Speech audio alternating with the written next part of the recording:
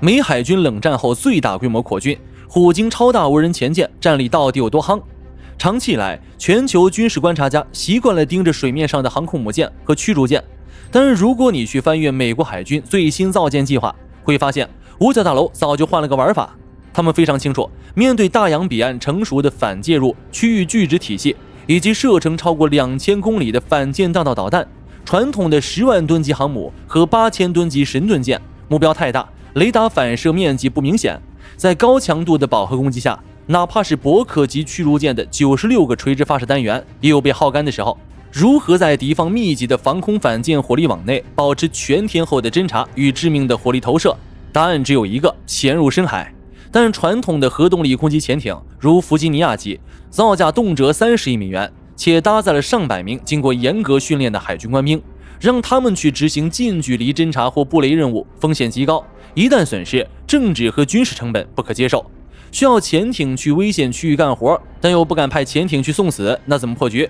五角大楼给出的答案极其冷血，也极其高效，把人撤出来，把核反应堆拆掉，换上廉价的机器大脑和柴电动力，用流水线上的机器去对抗敌人的导弹。这就是美军的最新造舰计划，其中最具战略颠覆性的杀器，就是我们今天要聊的深海幽灵虎鲸超大型水下无人载具。我们先来看波音公司公布的数据，虎鲸的长度达到16米，部分加长型号甚至能达到26米，排水量超过80吨。它的体型几乎相当于一艘2战时期的微型潜艇。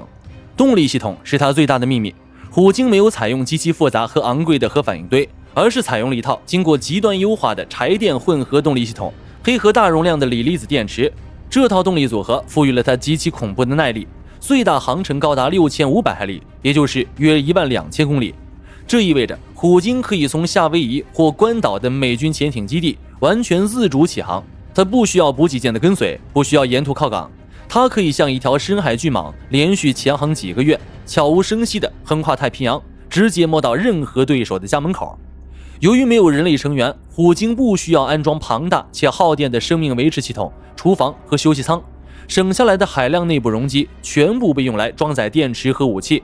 它的腹部拥有一个长达 10.36 米、载重量高达8吨的模块化载荷舱，也就是所谓的任务模块插入区。当这群没有心跳的机器狼群潜入敌方近海时，他们会干什么？首先是单向透明的情报刺探，虎鲸可以潜伏在敌方关键军港的出海口，升起光电桅杆或拖拽阵列声呐，它能24小时不间断地记录进出港口的敌方舰艇雷达频谱、通信频段和核潜艇的声纹特征。它比任何卫星都看得清楚，听得真切。收集完数据后，它可以在夜间上浮，通过卫星数据链瞬间传回五角大楼。其次是深海诱饵与火力消耗。在冲突爆发初期，美军可以释放多艘装载了宽频声学模拟器的虎鲸，他们在水下故意发出与弗吉尼亚级攻击核潜艇一模一样的声纹噪音，敌方的反潜巡逻机、驱逐舰和潜艇会被立刻吸引，他们会消耗极其昂贵的反潜鱼雷和深水炸弹，去攻击这艘造价只有几千万美元的空壳无人艇。而真正的美军核潜艇则在诱饵的掩护下悄然进入导弹发射阵位。最后是攻势布雷与水下封锁，这才是虎鲸目前公开的最具杀伤力的主业。虎鲸那8吨重的载荷舱可以装满美军最新研发的锤头鲨智能反潜水雷，这种水雷不是2战时期那种傻乎乎的触发雷，它是一种潜伏在海底的自导鱼雷舱。虎鲸在战前将这些锤头鲨悄悄部署在敌方核潜艇出港的必经航道上，锤头鲨沉入海底，进入休眠状态。当敌方的核潜艇或大型驱逐舰经过时，水雷上的声呐传感器一旦匹配到目标声纹，就会自动唤醒，发射内置的 MK54 轻型反潜鱼雷，直接将敌方潜艇击沉在自己的家门口。这种用无人机布设智能水雷的非对称战术，将极大地压缩敌方舰队的战略机动空间，甚至让敌方的核潜艇连军港的防波堤都出不去。了解了战术价值，我们再来看看美军是如何在预算上为它开绿灯的。根据造舰规划书披露的数据，美军在2023年接受了第一艘虎鲸，并完成了严酷的海上测试后，海军高层对它的表现极其满意，他们等不及了，直接跳过了漫长的评估期，宣布将其从实验性研发阶段强行转入计划性舰队采购阶段。在2027-23年，海军直接编列 1.358 亿美元，随后开启长达5年期投资计划，计划在2031财年前累计投入 11.3 亿美元，一口气收获16艘虎鲸。这标志着美军的无人潜艇狼群战术将在未来5年内正式形成成建制的实战部署能力。他们将与现役的核潜艇组成高低搭配，彻底接管高危海域的控制权。不过，就在疯狂爆兵无人潜艇的同时，美军发现水面舰艇的反潜武器快要跟不上时代的步伐了。按照美国海军 Naval News 的报道，五角大楼对现役的垂直发射反潜火箭下达了性能不足的判决。这些玩意儿射程太短。RUM-139C 的运作原理是通过一枚火箭助推器将挂载的 Mk46 或 Mk54轻型反潜鱼雷投送到潜艇可能出没的海域，然后鱼雷入水，开启主动声呐去寻找目标。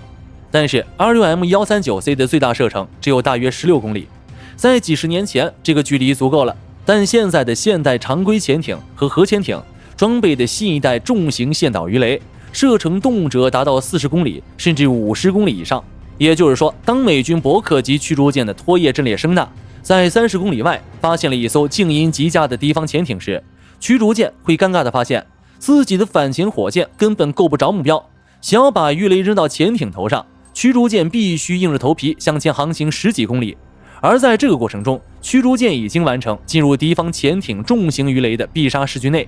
为了解决这个手短的致命缺陷，美军在2027财年预算中正式启动了新一代长程反潜武器的开发。这是一款专门为了防区外反潜而设计的加长版猎枪，它的初始研发预算为1142万美元，用于初步设计和原型机制造。其核心战术指标非常明确，必须让美军舰艇在敌方重型鱼雷的射程之外，也就是至少40到50公里外的安全距离上，将反潜鱼雷精准地投送到敌方潜艇的预估位置，实现真正意义上的单向水下猎杀。这个 LRAW 计划绝不仅仅是美国海军自己的事情，在预算进度表中出现了一个词汇：奥库斯需求小组审查记录。奥库斯及美国、英国、澳大利亚3方安全伙伴关系，这意味着这款新一代长程反潜武器的开发是多国联合开发的大工程。从工程学和后勤管理的角度来看，这是一个极其狠辣的装备标准化阳谋。LRAW 的设计前提是必须兼容现有的 Mk41垂直发射系统，而 Mk41正是美英澳3国主战舰艇的通用标准配置。一旦 LRAW 研发成功并投入量产，无论是美军的阿利伯克级驱逐舰、英国皇家海军即将服役的26型和31型护卫舰，还是澳大利亚皇家海军的猎人级护卫舰，都可以直接将这款长程反潜导弹塞进自己的垂直发射井里。届时，整个印太海域，甚至跨越两洋的广阔水域，将布满装备统一、数据链互通、反潜射程极远的3国联合舰队。他们将在广阔的海洋水下织起一张多国协同、射程极远的反潜火力网。这对任何试图突破战略封锁的潜艇部队来说，都是一种令人窒息的战略挤压。从这些计划来看，如何提升水下战力无疑成了美军近些年的头等大事。那么美军的目的是什么？在我看来，是打造水下最强战力。毫无疑问，美军一直坐拥全球最强水面战力，但正如我们上文提到的，反介入区域拒止体系让游戏的玩法变了。美军强不假，但他深知自己在水面上早已不是天下无敌，所以如何打造领先全球的最强水下战力就成了当务之需。传统的航母、巡洋舰将更多的退居二线，充当指挥节点和火力库，而冲在最前线执行最危险侦察、布雷和火力吸引任务的，将是这些没有生命体征、可以被大规模消耗的无人载具和远程智能弹药，以及无数水下潜艇。从虎鲸到长程反潜武器，美军的水下战力早已来到了一个全新的战力层次。大家认为，面对美军即将成群结队出没的虎鲸无人潜艇，传统的反潜声纳网是否面临失效的风险？好了，本期关于美军水下无人化扩军与新一代反潜武器的分析到这就结束了。欢迎大家在评论区留言讨论，我们下期见。